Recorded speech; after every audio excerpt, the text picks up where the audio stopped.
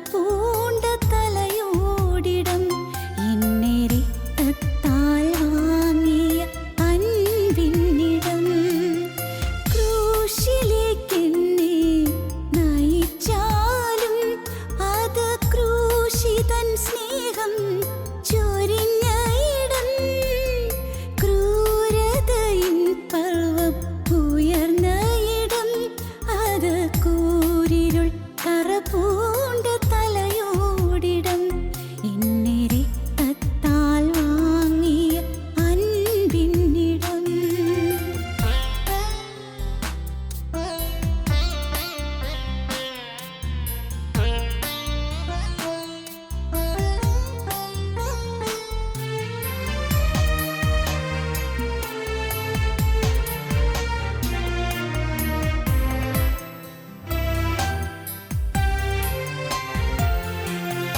നീതിവൻ വിജയം വരിച്ച ഇടം അത് സാത്താന്യ വിഷമുള്ളൊടിഞ്ഞ ഇടം നിത്യരക്ഷാവേല തീർത്ത ഇടം അത് നിത്യത തൻ വീഥി തുറന്ന ഇടം ലോകപാപക്കടം തീർത്ത കൃപയിന്നിടം നീതിവൻ വിജയം വരിച്ച ഇടം അത് സാത്താന്യ വിഷമുള്ളൊടിഞ്ഞ ഇടം നിത്യരക്ഷാവേല തീർത്ത ഇടം അത് നിത്യത തൻ വീഥി തുറന്ന ഇടം ലോകപാപക്കടം തീർത്ത കൃപയിന്നിടം ക്രൂശിലേക്കെന്നെ നയിച്ചാലും അത് ക്രൂശിതൻ സ്നേഹം ചൊരിഞ്ഞ ഇടം ക്രൂരതയിൻ പർവ്വം ഉയർന്ന ഇടം അത് കൂരിരുൾ കറപൂണ്ട തലയോടിടം എന്നെ രക്തത്താൽ വാങ്ങിയ അൻപിന്നിടം ക്രൂശിലേക്കെന്നെ നയിച്ചാലും അത് ക്രൂശിതൻ സ്നേഹം ചൊരിഞ്ഞ ഇടം ക്രൂരതയിൻ പർവ്വം ഉയർന്ന ഇടം അത് കൂരിരുൾ കറപൂണ്ട തലയോടിടം എന്നെ രക്തത്താൽ വാങ്ങിയ അൻപിന്നിടം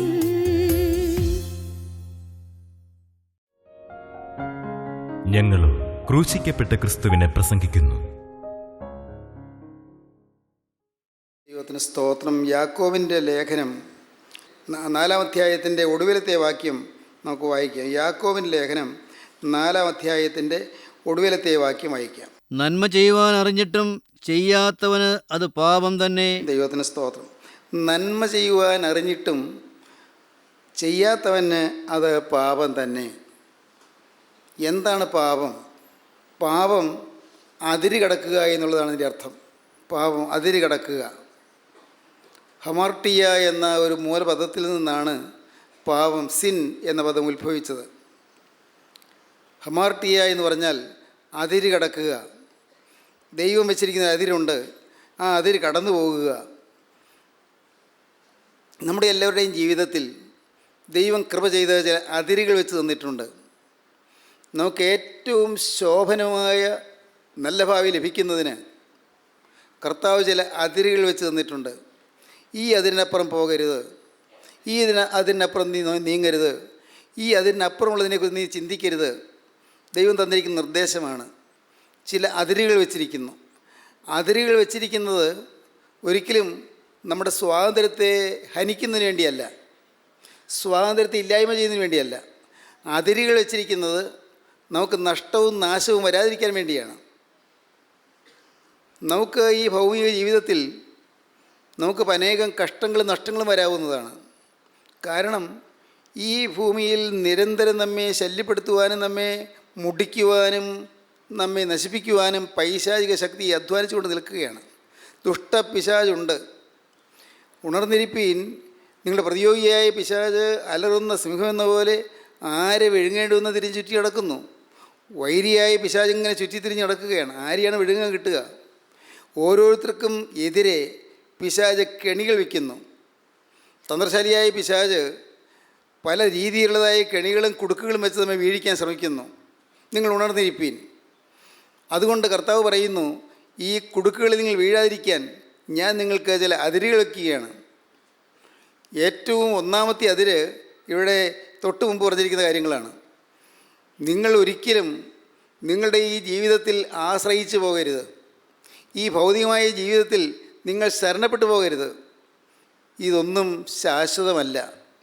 ഈ ഭൗതികമായ ജീവിതം താൽക്കാലികം മാത്രമാണ്. ഏതാനും നാൾ കഴിഞ്ഞ് നിങ്ങൾ നിത്യതയിലേക്ക് കടക്കാൻ പോവുകയാണ്. നാളത്തെ കാര്യങ്ങളെക്കുറിച്ച് ഇന്ന് പദ്ധതികൾ ആസൂത്രണം ചെയ്താലും അതൊന്നും സാധ്യതപ്രായമാകണമെന്നില്ല. അതൊന്നും പ്രായോഗികമായി അനുഭവിക്കണമെന്നില്ല. പദ്ധതികൾ നമുക്ക് പ്ലാൻ ചെയ്യാം, പല പരിപാടികൾ നമുക്ക് തയ്യാറാക്കാം. ഇന്നോ നാളെയോ ഞങ്ങൾ ഇന്ന പട്ടണത്തിൽ പോയി വ്യാപാരം ചെയ്ത് ലാഭം ഉണ്ടാക്കുമെന്ന് പറയുന്നവരെ കേൾപ്പീൻ. നാളത്തെ നിങ്ങൾ അറിയുന്നില്ലല്ലോ. നിങ്ങളുടെ ജീവൻ എങ്ങനെയുള്ളത്? അല്പനേരത്തേക്ക് കാണുന്നതും പിന്നെ മറഞ്ഞു പോകുന്നതുമായ ആവിയല്ലോ. കർത്താവിന് ഇഷ്ടമുണ്ടെങ്കിൽ ഞങ്ങൾ ജീവിച്ചിരുന്ന് ഇന്നത് ചെയ്യുമെന്നല്ലയോ നിങ്ങൾ പറയേണ്ടത്. നിങ്ങളോ വമ്പ് പറഞ്ഞ് പ്രശംസിക്കുന്നു. ഈ പ്രശംസയെല്ലാം ദോഷമാകുന്നു. നാളെയെക്കുറിച്ചുള്ള നിങ്ങളുടെ പരിപാടികൾ നിങ്ങൾക്ക് സ്വന്തമായൊരു ആത്മധൈര്യം കൊണ്ടാണ് പറയുന്നത്. ആത്മധൈര്യം. ധൈര്യം വേണ്ടെന്നല്ല, പക്ഷേ ഞാൻ അക്കാര്യം നിവർത്തിക്കും, എനിക്കത് സാധിക്കും എന്ന് ചിന്തിക്കുന്നത് പാവമാണ്. എനിക്ക് സാധിക്കുകയില്ല, എന്നെക്കൊണ്ട് സാധിക്കുകയില്ല. എനിക്ക് സാധിക്കണമെങ്കിൽ അവിടുത്തെ കൃപ വേണം. നിത്യനായ ക്രിസ്തുവിൻ്റെ കൃപ എനിക്കുണ്ടെങ്കിൽ മാത്രമേ അത് സാധിക്കുകയുള്ളൂ. അപ്പോസ്തലനായ പൗലോസ് പറഞ്ഞു, എന്നെ ശക്തനാക്കുന്ന മുഖാന്തരം ഞാൻ സകലത്തിൻ്റെ മതിയാകുന്നു. എന്നെ ശക്തനാക്കുന്ന ഒരാളുണ്ട്. എന്നെ ശക്തനാക്കുന്ന മുഖാന്തരം ഞാൻ സകലത്തിന് മതിയാകുന്നു. ഫിലിപ്പിയ ലേഖനം 4-ാം അധ്യായത്തിൽ നമുക്ക് വായിക്കാം, എന്നെ ശക്തനാക്കുന്ന മുഖാന്തരം ഞാൻ സകലത്തിന് മതിയാകുന്നു. എന്നെ ശക്തനാക്കുന്നവൻ മുഖാന്തരം ഞാൻ സകലത്തിനും മതിയാകുന്നു. എന്നെ ശക്തനാക്കുന്നവൻ മുഖാന്തരം ഞാൻ സകലത്തിന് മതിയാകുന്നു. എല്ലാറ്റിനും മതിയാകും. എനിക്ക് സാധിക്കും. എൻ്റെ കഴിവുകൊണ്ടല്ല, എൻ്റെ പ്രാപ്തി കൊണ്ടല്ല, എൻ്റെ മികവ് കൊണ്ടല്ല, എൻ്റെ സ്കിൽ കൊണ്ടല്ല, നൈപുണ്യം കൊണ്ടല്ല. പിന്നെ എന്തുകൊണ്ട്? എന്നെ ശക്തനാക്കുന്ന ഒരാളുണ്ട്. എന്നെ ശക്തനാക്കുന്ന മുഖാന്തരം ഞാൻ സകലത്തിന് മതിയാകുന്നു. എൻ്റെ മെറിറ്റ് കൊണ്ടല്ല, അവിടുത്തെ കൃപ കൊണ്ടാണ്. എൻ്റെ മെറിറ്റ് കൊണ്ട്, എൻ്റെ കഴിവ് കൊണ്ടല്ല, എൻ്റെ യോഗ്യത കൊണ്ടല്ല, അവിടുത്തെ കൃപ കൊണ്ട്. എന്നെ ശക്തനാക്കുന്ന മുഖാന്തരം ഞാൻ സകലത്തിന് മതിയാകുന്നു. 18-ാം സംഘത്തിന് വായിക്കുമ്പോൾ കാണാം, സംഘത്തിനക്കാരൻ പാടുകയാണ്, നീ എൻ്റെ ദൈവത്തെ കത്തിക്കും, എൻ്റെ ദൈവമായ യഹോവ എൻ്റെ അന്ധകാരത്തെ പ്രകാശമാക്കും. നിന്നാൽ ഞാൻ പടക്കൂട്ടത്തിന് നേരെ പാഞ്ഞു ചെല്ലും. എൻ്റെ ദൈവത്താൽ ഞാൻ മതിൽ ചാടിക്കടക്കും. മതിലുണ്ട്, കടന്നു പോകാൻ പ്രയാസമാണ്, മുന്നോട്ടുള്ള വഴി ദുർഘടമാണ്. ഈ വന്മതിൽ എങ്ങനെ ചാടിക്കടക്കും? ഈ വന്മതിൽ ചാടിക്കടന്ന് ഇപ്പുറത്തേക്ക് പോകും? ഈ വിഘ്നങ്ങൾ, ജീവിതത്തിൽ ഉയർന്നു വരുന്നതായി ഈ തടസ്സങ്ങൾ എങ്ങനെ മറികടക്കും? മതിൽ ഉയർന്നു നിൽക്കുന്നു, പക്ഷേ എൻ്റെ ദൈവത്താൽ ഞാൻ മതിൽ ചാടിക്കടക്കും. അവനാൽ ഞാൻ പടക്കൂട്ടത്തിന് നേരെ പാഞ്ഞു ചെല്ലും. എൻ്റെ ദൈവമായ യഹോവ എൻ്റെ അന്ധകാരത്തെ പ്രകാശമാക്കും. നീ എൻ്റെ ദൈവത്തെ കത്തിക്കും. എൻ്റെ ദൈവത്തെ കത്തിക്കാൻ എനിക്ക് സാധ്യമല്ല. എൻ്റെ ദൈവം എന്നും കെട്ടിരിക്കുന്ന ദൈവമാണ്. കർത്താവെ, നീ കത്തിച്ചു തന്നാലേ ഉള്ളൂ. എൻ്റെ ഒരുക്കം കൊണ്ട് എൻ്റെ ദൈവം കത്തുകയില്ല. എൻ്റെ പ്രാർത്ഥന കൊണ്ട് എൻ്റെ ദൈവം കത്തുകയില്ല. എൻ്റെ ജീവിതത്തിൽ ചില പ്രമാണങ്ങൾ അനുഷ്ഠിക്കുന്നതുകൊണ്ട് എൻ്റെ ദൈവം കത്തുകയില്ല. എൻ്റെ ദൈവം കത്തുന്നത് കൃപയാലാണ്. എനിക്ക് ജീവൻ കിട്ടുന്നത് ദൈവത്തിൻ്റെ കൃപയാലാണ്. എൻ്റെ പാപം മാറുന്ന ദൈവത്തിൻ്റെ കൃപയാലാണ്. പാപത്തിന് മേൽ ജയം കിട്ടുന്നത് ദൈവത്തിൻ്റെ കൃപയാലാണ്. ദൈവമേ, എനിക്ക് ഒരു വിജയജീവിതം ലഭിക്കുന്നത് ദൈവത്തിൻ്റെ കൃപയാലാണ്. എൻ്റെ കോപം മാറുന്നത് ദൈവത്തിൻ്റെ കൃപയാലാണ്. എൻ്റെ അശുദ്ധി മാറുന്നത് ദൈവത്തിൻ്റെ കൃപയാലാണ്. എനിക്ക് ശക്തി ലഭിക്കുന്ന ദൈവത്തിൻ്റെ കൃപയാലാണ്. എന്നെ ശക്തനാക്കുന്ന മുഖാന്തരം ഞാൻ സകലത്തിൻ്റെ മതിയാകുന്നു. സ്തോത്രം. പ്രിയപ്പെട്ടവരെ, ഇതൊരു വലിയ യാഥാർത്ഥ്യമാണ്. നിങ്ങൾ വിശ്വസിക്കൂ, നിങ്ങളെക്കൊണ്ടൊന്നും സാധിക്കില്ല, എന്നെക്കൊണ്ടൊന്നും സാധിക്കുകയില്ല. നാം എല്ലാം വെറും സാധാരണ മനുഷ്യർ. പാപം ചെയ്യാൻ മാത്രമേ നമുക്കറിയാവൂ. നമ്മിൽ സ്വാഭാവികമായി വരുന്നത് പാപമാണ്. നാം ഓരോ കാര്യങ്ങൾ എടുത്ത് നോക്കിക്കോ, അതിലെല്ലാം പാപം ഒളിഞ്ഞിരിക്കുന്നത് കാണാം. നിങ്ങളുടെ ജീവിതത്തിൽ നിങ്ങളുടെ ഒരു സ്വയം മുന്തി നിൽക്കുന്നു. ആ സ്വയം എന്ന് പറയുന്ന ആ ഒരു ഭീകര ശക്തി, അതൊരു ഭയങ്കര ശക്തിയാണ്. നമ്മുടെ തന്നെ ഹൃദയത്തിലുള്ളതായ ഒരു ശക്തിയാണ്, പുറമേ നിന്ന് വരുന്നതല്ല. നമ്മുടെ തന്നെ ആളത്തിലുള്ളതായ ശക്തിയാണ്. ഒരു ഇഗോ, അല്ലെങ്കിൽ ഒരു സെൽഫ്, അല്ലെങ്കിൽ ഒരു സ്വയം, അത് തകരുമ്പോഴാണ് ക്രിസ്തുവിന് പ്രവർത്തിക്കാൻ സാധിക്കുന്നത്.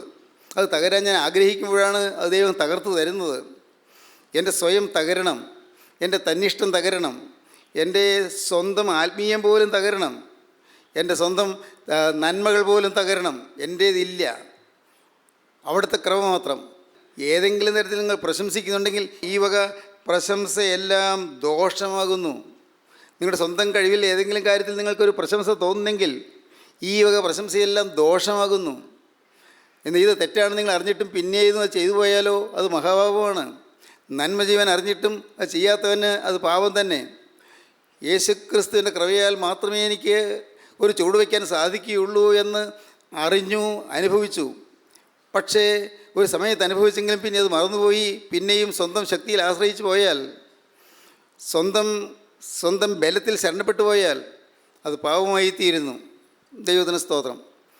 പ്രിയപ്പെട്ടവരെ, നമ്മുടെ ജീവിതത്തിൽ ഒരു ദൈവാശ്രയം എപ്പോഴും വേണം, ഒരു ദൈവഭയം എപ്പോഴും വേണം. ദൈവഭയം. ഞാൻ ഓരോ കാര്യം ചെയ്യുമ്പോഴും ഞാൻ അറിയാതെ തന്നെ നിത്യനായ ദൈവത്തിൻ്റെ സന്നിധിയിൽ അത് രേഖപ്പെടുത്തിക്കൊണ്ടിരിക്കുന്നു. ഞാൻ അറിയാതെ തന്നെ എൻ്റെ ജീവിതത്തിലെ ചിന്തകളോടെ രേഖപ്പെടുത്തിക്കൊണ്ടിരിക്കുന്നു.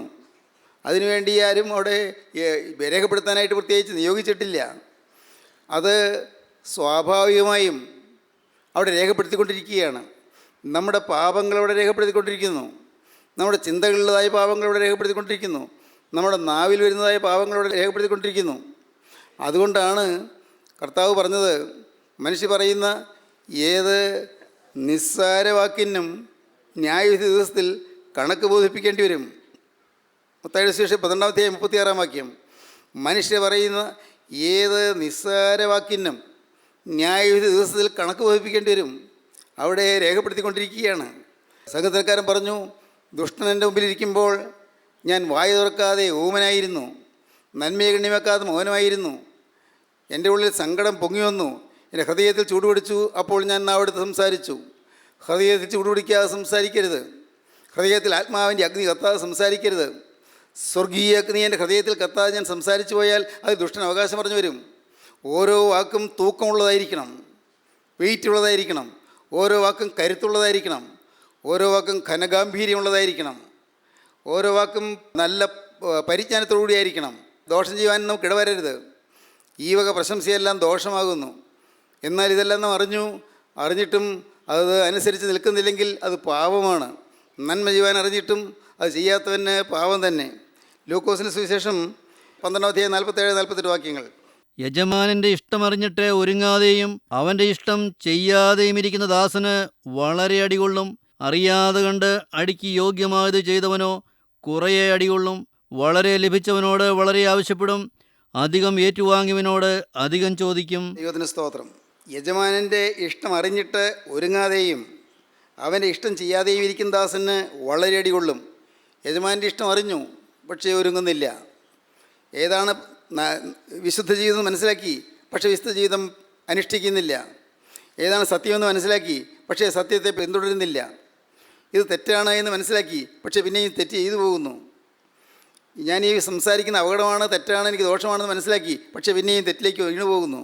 യജമാനൻ്റെ ഇഷ്ടം അറിഞ്ഞിട്ട് ഒരുങ്ങാതെയും അവൻ്റെ ഇഷ്ടം ചെയ്യാതെയും ഇരിക്കുന്ന ദാസന് വളരെ അടികൊള്ളും. എന്നാൽ അറിയാതെ കണ്ട അടിക്ക് യോഗ്യമായത് ചെയ്തവനോ കുറേ അടികൊള്ളും. കാര്യം അറിഞ്ഞില്ല, പക്ഷേ അവന് ശിക്ഷയ്ക്ക് യോഗ്യമായ രീതിയിലുള്ളതായി തെറ്റുകൾ വന്നു പോവുകയും ചെയ്തു. പക്ഷേ കുറച്ചടിയേ കൊള്ളുകയുള്ളൂ, ശിക്ഷ കുറച്ചേ ഉണ്ടാകുകയുള്ളൂ. അറിയാതെ കണ്ട് അടിക്ക് യോഗ്യമായത് ചെയ്തവനോ കുറേ അടികൊള്ളും. വളരെ ലഭിച്ചവനോട് വളരെ ആവശ്യപ്പെടും, അധികം ഏറ്റുവാങ്ങിയവനോട് അധികം ചോദിക്കും. ദൈവത്തിന് സ്തോത്രം. പ്രിയപ്പെട്ടവരെ, നാം കൂടുതൽ ഏറ്റുവാങ്ങിയവരാണ്. നമുക്ക് വചനം ലഭിച്ചതാണ്. ആത്മീയം എന്താണെന്ന് മനസ്സിലാക്കി. വെറുതെ ഒന്ന് പ്രാർത്ഥിക്കുകയോ നമസ്കാരം ചൊല്ലുകയോ അല്ലെങ്കിൽ പള്ളിയിൽ പേരിന് പോവുകയോ ചടങ്ങായിട്ട് പോവുകയോ പേരിന് ചില കർമ്മ പരിപാടികൾ അനുഷ്ഠിക്കുകയോ ചെയ്താലൊന്നും സ്വർഗ്ഗത്തിൽ ചെല്ലുകയില്ല എന്ന് നമുക്ക് മനസ്സിലായി. കാര്യങ്ങളറിയാം, മറ്റുള്ളവർക്ക് പറഞ്ഞു കൊടുക്കാനും നമുക്കറിയാം. എന്താണ് ആത്മീയ ജീവിതം എന്ന് പറഞ്ഞു കൊടുക്കാനും പഠിപ്പിക്കാനും നമുക്കറിയാം. പക്ഷേ പ്രിയപ്പെട്ടവരെ, ഇത് നമുക്കറിയാമെങ്കിലും നാം അത് അനുസരിച്ച് ജീവിക്കുന്നില്ല. കാര്യങ്ങൾ അറിഞ്ഞു, അറിഞ്ഞു പക്ഷേ അതനുസരിച്ച് ജീവിക്കുന്നില്ല, കൂടുതൽ ശിക്ഷയ്ക്ക് നാം യോഗ്യരായിത്തീരും. മറ്റനേകം ആളുകൾ ഇത്രയും കാര്യങ്ങൾ ഗ്രഹിച്ചിട്ടില്ല. ആത്മീയം എന്താണെന്ന് പാവങ്ങൾ അവർക്ക് അറിഞ്ഞുകൂടാ, വചനം എന്താണെന്ന് അവർക്ക് അറിഞ്ഞുകൂടാ, പരിശുദ്ധാത്മാവ് ആരാണെന്ന് അവർക്ക് അറിഞ്ഞുകൂടാ, യേശുക്രിസ്തുവിൻ്റെ രാജ്യം എന്താണെന്ന് അവർക്ക് അറിഞ്ഞുകൂടാ. അവർ സാധാരണഗതിയിൽ ജീവിച്ചങ്ങ് പോകുന്നു. ഞാൻ പറഞ്ഞതുപോലെ ചില ആചാരങ്ങൾ അനുഷ്ഠിച്ച് ജീവിച്ചു പോകുന്നു. ആചാരങ്ങൾ, വെറും കർമാനുഷ്ഠാനങ്ങൾ, അതിലങ്ങ് ജീവിച്ച് അതിൽ സന്തോഷിച്ച് അതിൽ പ്രശംസിച്ച് പോകുന്നു. അവർക്ക് ഈ ലോകത്തിലുള്ളതായ ചില കർമ്മ പരിപാടികളിലേ ആശ്രയമുള്ളൂ, പ്രശംസയുള്ളൂ. അതൊക്കെ ഉള്ളതുകൊണ്ട്, ചില കർമ്മ പരിപാടികളുണ്ട്, ചില ആരാധനാ രീതികളുള്ളതുകൊണ്ട് അതിലെല്ലാം സന്തോഷിച്ച് കഴിഞ്ഞു പോകുന്നു. നേർച്ച കഴിക്കുക, അല്ലെങ്കിൽ ഗീവരസതായുടെ ഊട്ട് കഴിക്കുക, അതല്ലെങ്കിൽ നേർച്ച പണം ഭണ്ഡാരപ്പെട്ടിയിലിടുക, അതുമല്ലെങ്കിൽ നിങ്ങൾ ഏതെങ്കിലും ആൾ രൂപം ഭണ്ഡാരപ്പെട്ടിയിലിടുക, ഇതൊന്നുമല്ലെങ്കിൽ നിങ്ങൾ ഏതെങ്കിലും നല്ല വസ്തുക്കൾ, കുരിശോ കൊടയോ ഏതെങ്കിലും പള്ളിക്ക് സംഭാവന കൊടുക്കുക, ഇതെല്ലാം ചെയ്ത് രക്ഷപ്പെടാമെന്ന് വിചാരിക്കുന്ന ആളുകളുണ്ട്. അതെല്ലാം രക്ഷപ്പെട്ടതിന് ശേഷം ചെയ്യുന്ന കാര്യങ്ങളാണ്. രക്ഷപ്പെട്ടവൻ നന്മ ചെയ്യണം. കാരണം അവനിൽ ദൈവത്തിൻ്റെ രക്ഷ വന്നു കഴിഞ്ഞു. ചൈതന്യമില്ലാത്ത അഥവാ ജീവനില്ലാത്ത നിർജീവമായ മനുഷ്യൻ, ശവമായി കിടക്കുന്നയാൾ, എന്തെല്ലാം ആ ശവത്തിൽ കോരി ഒഴിച്ചാലും പ്രയോജനമില്ല. ശവശരീരത്തിലേക്ക് മരുന്ന് കുത്തിവെച്ചാൽ പ്രയോജനമുണ്ടോ? ശവശരീരത്തിലേക്ക് നല്ല ടോണിക്കുകൾ ഒഴിച്ചു കൊടുത്താൽ പ്രയോജനമുണ്ടോ? ശവശരീരത്തിന് ഏതെല്ലാം ചികിത്സകൾ ചെയ്താലോ ഏതെല്ലാം പരിചരണങ്ങൾ ചെയ്താലോ പ്രയോജനമുണ്ടോ? എന്നാൽ ശവശരീരത്തിന് ആവശ്യം എന്താണ്? ശവശരീരത്തിന് ആവശ്യം ജീവനാണ്. ജീവൻ കിട്ടിക്കഴിഞ്ഞാൽ ചലിക്കാം. ജീവൻ കിട്ടിക്കഴിഞ്ഞാൽ വഴിപാടുകളാകാം, സമർപ്പണങ്ങളാകാം, പ്രാർത്ഥനകളാകാം, നമസ്കാരങ്ങളാകാം, അതെല്ലാം അനുഗ്രഹപ്രദമായി തീരും. പ്രിയപ്പെട്ടവരെ, ജീവൻ കിട്ടാതെ ചെയ്യുന്നതെല്ലാം നിർജീവമായ പ്രവൃത്തികളാണ്. അതിനൊന്നും പ്രയോജനമില്ല. ജീവനാണ് ആവശ്യം. ഇന്ന് നിങ്ങൾ ഇത് കേട്ടുകൊണ്ടിരിക്കുമ്പോൾ നിങ്ങൾ ചിന്തിക്കണം, നിങ്ങളുടെ ജീവിതം ജീവനുള്ളതാണോ അതോ നിർജീവ പ്രവൃത്തികളിലേക്കാണോ പോകുന്നത്? നിർജീവമായ പ്രവൃത്തികൾ, ചൈതന്യമില്ലാത്തായ പ്രവൃത്തികൾ, ചില ആചാരങ്ങൾ, ചില അനുഷ്ഠാനങ്ങൾ, ഇതാണോ നിങ്ങൾ കൈവശമുള്ളത്? ദൈവത്തിന് സ്തോത്രം. പ്രിയപ്പെട്ടവരെ, വളരെ വ്യക്തമായി നാം മനസ്സിലാക്കണം. ഇത് നമ്മൾ നാം തിരിച്ചറിയണം. ആചാരങ്ങളും അനുഷ്ഠാനങ്ങളും എല്ലാം നല്ലതാണ്, പക്ഷേ ജീവൻ പ്രാപിച്ചതിന് ശേഷം നല്ലതാണ്. ജീവൻ പ്രാപിക്കാതെ ഇതെല്ലാം ചെയ്തു എന്നുള്ളതുകൊണ്ട് ഒരു പ്രയോജനവുമില്ല. ഡെഡ് ബോഡിക്ക് വേണ്ടത് ജീവനാണ്, ചൈതന്യമാണ്, ചലിക്കുന്ന ജീവനാണ്. അത് ഡെഡ് ബോഡിയിൽ കിട്ടിയാൽ, ഡെഡ് ബോഡിക്ക് ജീവൻ കിട്ടിക്കഴിഞ്ഞാൽ എല്ലാം ആകാം. ഭക്ഷണം കഴിക്കാം, ടോണിക്ക് കഴിക്കാം, മരുന്ന് കഴിക്കാം, കുത്തിവയ്ക്കാം, എല്ലാം ചെയ്യാം. പക്ഷേ അതില്ലാതെ, ജീവനില്ലാതെ എന്തെല്ലാം ചെയ്താലും നിഷ്പ്രയോജനമാണ്. അതുകൊണ്ട് നമുക്ക് ആദ്യം വേണ്ടത് ജീവനാണ്. നമുക്ക് മനസ്സിലായി ഈ കാര്യം എങ്ങനെയാണ് ആത്മീയം തുടങ്ങേണ്ടതെന്ന് നമുക്ക് മനസ്സിലായി. ഇതെല്ലാം അറിഞ്ഞിട്ടും നാം ജീവൻ പ്രാപിക്കുന്നതിനെക്കുറിച്ച് ചിന്തിക്കാതിരുന്നാലോ എത്രയോ മഹാഭാവം. ഇന്ന് അനേകം ആളുകൾ, ഒരുപക്ഷെ നമ്മുടെ കൂട്ടായ്മയിൽ വരുന്ന ആളുകൾ തന്നെ പലരും കൂട്ടായ്മയിൽ വരുന്നുണ്ട്, പ്രാർത്ഥനയ്ക്ക് കൂടുന്നുണ്ട്, വചനം കേൾക്കുന്നുണ്ട്, പക്ഷേ ജീവൻ പ്രാപിക്കുന്നില്ല. ആത്മാവ് തൊടുന്നില്ല, പരിശുദ്ധാത്മാവ് അകത്തേക്ക് വരുന്നില്ല. വചനം കേട്ട് ഒരു തീരുമാനം വരും, പക്ഷേ ക്ഷണപ്രഭാചഞ്ചലം എന്ന് പറഞ്ഞാൽ എന്താണ്? നിമിഷ നേരത്തേക്ക് മാത്രമുള്ളത്, അല്പനേരത്തേക്ക് മാത്രം കേൾക്കുന്നുണ്ട്. വചനം കേൾക്കുമ്പോൾ ശരിയാണെന്ന് അനുഭവിക്കുന്നുണ്ട്, സ്തുതിക്കുമ്പോൾ ആ സ്തുതിയുടെ സുഖം ലഭിക്കുന്നുണ്ട്, ശരിയാണ്.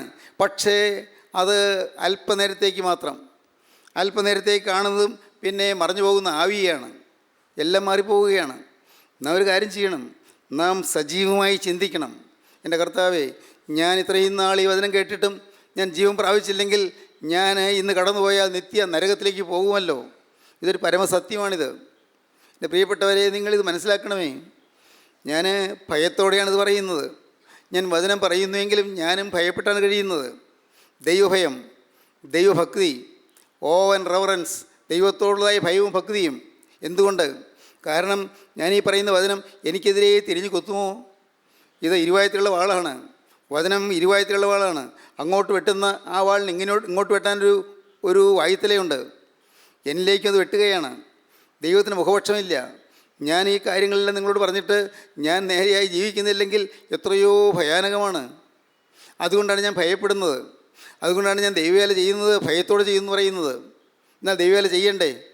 ചെയ്യണം. ചെയ്തില്ലെങ്കിൽ അത് ശിക്ഷയാണ്. കാരണം അറിഞ്ഞിട്ട് ചെയ്തില്ലെങ്കിൽ അത് കൂടുതൽ അടികൊള്ളും. കൂടുതൽ അടികൊള്ളും. അതുകൊണ്ട് ദൈവവേല ചെയ്യണം.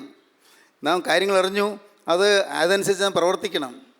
പ്രിയപ്പെട്ടവരെ, ഞാൻ പറയുന്നതിൻ്റെ അർത്ഥം ഇന്ന് നിങ്ങളിത് കേട്ടുകൊണ്ടിരിക്കുമ്പോൾ നിങ്ങളുടെ ജീവിതത്തിലേക്ക് നിങ്ങൾ തിരിഞ്ഞു നോക്കണമെന്നാണ്.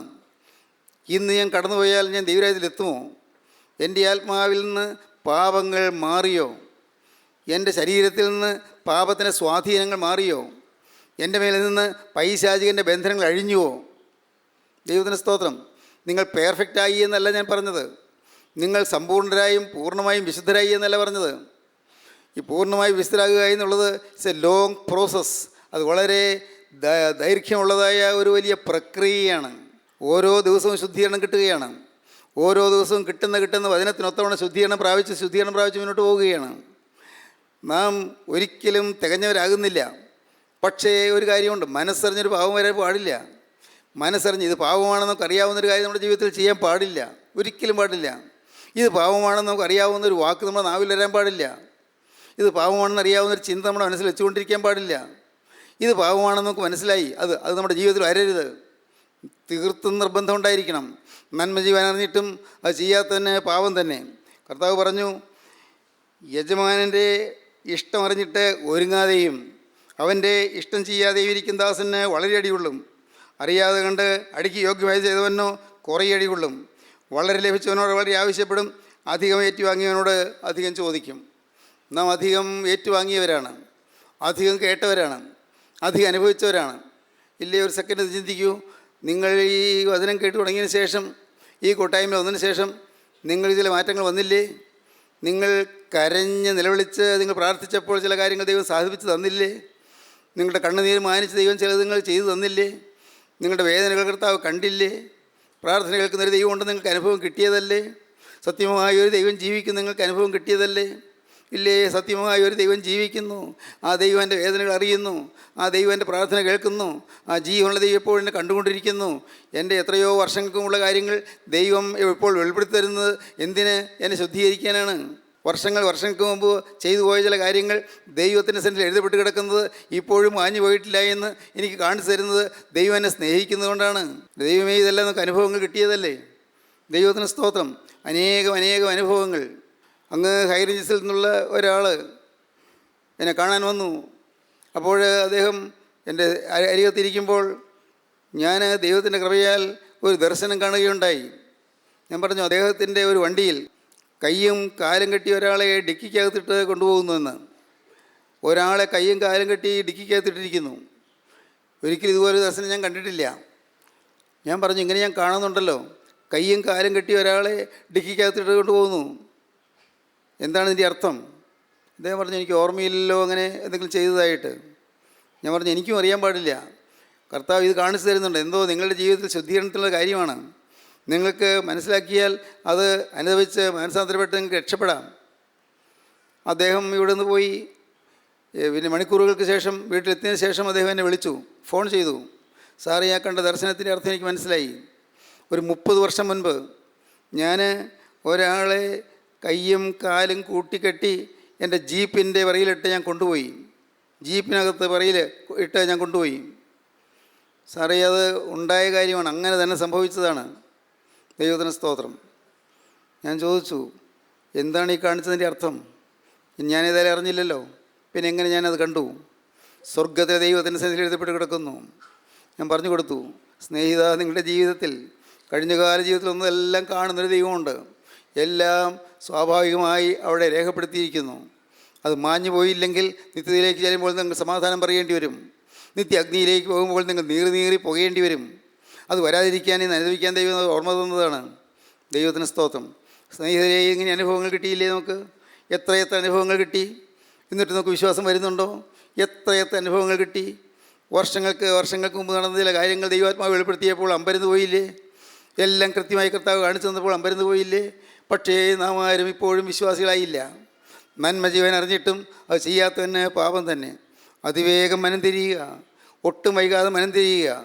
കരുണയുള്ള കർത്താവ് തൃക്കരം നീട്ടി നിൽക്കുന്നുണ്ട്. അവൻ്റെ ആണിപ്പാടുള്ള കരം നിങ്ങളുടെ നേരെ നീട്ടിയിട്ടുണ്ട്. വേണമെങ്കിൽ നിങ്ങൾക്ക് മനം തിരിയാം. നിങ്ങളുടെ ജീവിതത്തിൽ ഒട്ടേറെ കുറവുകളുണ്ട്, ഒട്ടേറെ പാപങ്ങളുണ്ട്, ശുദ്ധീകരണം പ്രാപിക്കേണ്ട അനേകം വശങ്ങളുണ്ട്. അറിഞ്ഞിട്ടും നിങ്ങൾ പിന്നെയും പാപത്തേക്ക് പോയ അനേകം കാര്യങ്ങളുണ്ട്. മനസ്സറിഞ്ഞ് പിന്നെയും അവിശ്വസിക്കുകയോ സംശയിക്കുകയോ ചെയ്ത കാര്യങ്ങളുണ്ട്. മനസ്സറിഞ്ഞ് പിന്നെയും നിങ്ങളുടെ ജീവിതത്തിൽ തിന്മകൾ ഉയർന്നത് കാര്യങ്ങളുണ്ട്. മനസ്സറിഞ്ഞ് പിന്നെയും അശുദ്ധിയിലേക്ക് പോയ കാര്യങ്ങളുണ്ട്. മനസ്സറിഞ്ഞ് പിന്നെയും ചീത്ത പടങ്ങൾ കണ്ട കാര്യങ്ങളുണ്ട്. മനസ്സറിഞ്ഞ് പിന്നെയും ചിലരെ ചീത്ത ഉദ്ദേശത്തോടെ സമീപിക്കുകയും ചീത്ത ഉദ്ദേശത്തോടെ സംസാരിക്കുകയും ചെയ്ത കാര്യങ്ങളുണ്ട്.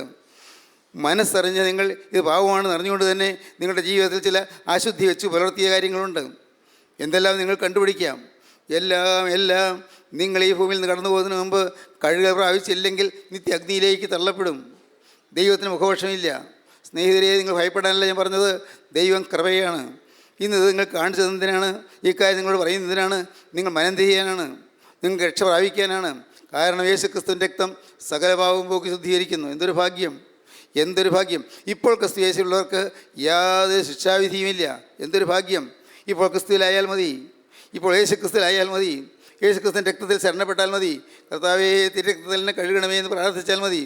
ആ തിരുവിലാവിൽ നിന്നൊഴിയ തിരുരക്തം, ആ തിരുവിലാവിൽ നിന്നൊഴിയ ചുടുരക്തം, സ്നേഹിതരെ, അത് നിങ്ങളെ കഴുകട്ടെ. ആ ചുടുരക്തം നിങ്ങളുടെ പാപങ്ങളെ ക്ഷമിക്കട്ടെ. ആ ചുടുരക്തം നിങ്ങളുടെ പാപങ്ങളെ കഴുകട്ടെ. ആ ചുടുരക്തം നിങ്ങളുടെ മേലുള്ള പൈശാചിക ബാധകൾ മാറ്റട്ടെ. ആ ചുടുരക്തം നിങ്ങളുടെ ദിവ്യാഗ്രഹം നീക്കട്ടെ. ആ ചുടുരക്തം നിങ്ങളുടെ അഹങ്കാരത്തെയും സ്വാർത്ഥതയെയും നിശേഷം തകർത്ത് കളയട്ടെ. ആ തിരുരക്തം നിങ്ങളെ ഓരോരുത്തരെയും അനുഗ്രഹിക്കട്ടെ. എൻ്റെ ദൈവമേ, നിൻ്റെ തിരുവിലാവിൽ നിന്നൊഴിയ തിരുരക്തത്താൽ ഇപ്പോൾ എന്നെ കഴുകണമേ നിങ്ങൾ പ്രാർത്ഥിക്കൂ.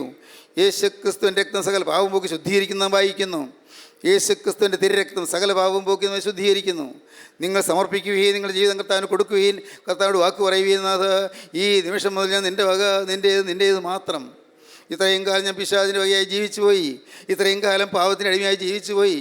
എൻ്റെ നാഥ, ഇത്രയും കാലം ദൈവത്തെ അറിയാൻ ഞാൻ ജീവിച്ചു പോയി. ഇന്നിതാ ഞാൻ തിരുവൻപാകെ വന്ന് എൻ്റെ ഹൃദയം നൽകി ഞാൻ തുറന്നു തരുന്നു. എൻ്റെ ഹൃദയത്തിലേക്ക് എഴുന്നള്ളി വരണമേ. എൻ്റെ ജീവിതത്തെ തൃക്കരങ്ങളിൽ എടുക്കണമേ. നിൻ്റെ അത്ഭുത ജീവൻ്റെ മേൽ പകരണമേ. നിൻ്റെ തിരുരക്തത്താൽ എന്നെ കഴുകണമേ. നിൻ്റെ രാജ്യത്തെ അവകാശിയാക്കി തീർക്കണമേ. നമുക്ക് പ്രാർത്ഥിക്കാം. കാരുണ്യവാനായ ഞങ്ങളുടെ സ്വർഗീയ പിതാവേ, ഈ അനുഗ്രഹീത നിമിഷങ്ങൾക്കായി ഞങ്ങൾ ഇതിനെ സ്തുതിക്കുന്നു. കർത്താവ്, യോജന കേട്ട് എല്ലാവരെയും അനുഗ്രഹിക്കണമേ. എല്ലാവരുടെ മേലും തൃക്കരം വയ്ക്കണമേ. എല്ലാ നന്മകളാലും നിറയ്ക്കണമേ. അവിടുത്തെ രണ്ടാമത്തെ വരവേണ്ടി ഒരുക്കണമേ. യേശുക്രിസ്തുവിൻ്റെ രാജകീയ നാമത്തിൽ പ്രാർത്ഥിക്കുന്നു. കൃപയോടെ കേൾക്കണമേ. ആമീൻ.